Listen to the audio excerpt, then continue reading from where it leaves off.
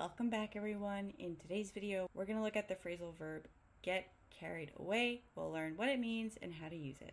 Let's get started. If you get carried away by something, it means that you become maybe overly excited, enthusiastic, involved in something so that your behavior might become excessive or inappropriate. In a way, you kind of lose control over yourself. For example, she got carried away with her new fitness routine and overtrained, causing her to injure her ankle. So here, she just got overly excited about this new routine. She probably trained too much, which caused her to hurt herself. It's excessive and out of control. Or, I always get carried away when I'm shopping and I end up spending way too much money. Lastly, he got carried away with the excitement of the party and drank too much. Now, carried away doesn't always need an object. Usually, we simply say, I got carried away, which is the same as saying I was overly excited, I lost control, I was too involved, or I acted inappropriately. But if we want to be more specific, we have a few options.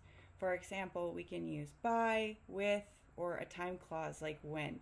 For example, I got carried away by the excitement of the game, or I got carried away with anger, which means anger caused me to become out of control in this case, or I got carried away when I was shopping. Many times we use carried away negatively as kind of a command or a warning. So you might hear people say, don't get carried away, meaning don't lose control, don't freak out, don't act inappropriately. Or they also might say, let's not get carried away. Let's focus, let's stay calm, let's act reasonably. Hey, don't get carried away, okay? Well, let's not get carried away. That being said, get carried away can also collocate or travel with other types of words.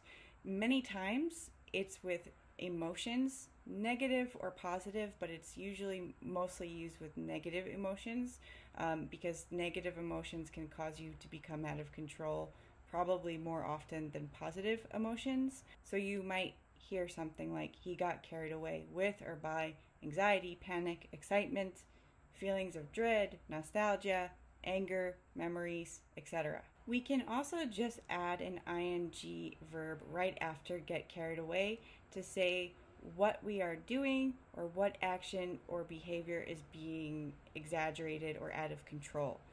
For instance, he got carried away dancing, or he got carried away telling stories, or he got carried away shopping. Finally, sometimes just a time clause will follow get carried away.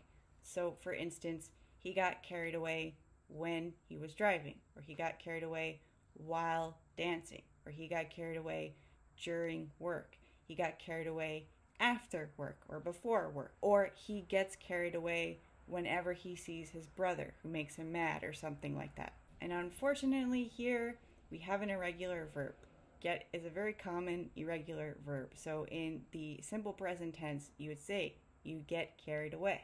In the simple past you got carried away, and in the present perfect you've gotten carried away. Okay, in this video we learned the meaning of get carried away and how to use it, but now let's move on to your challenge question. Your challenge question for today is, can you think of a time when you got carried away shopping?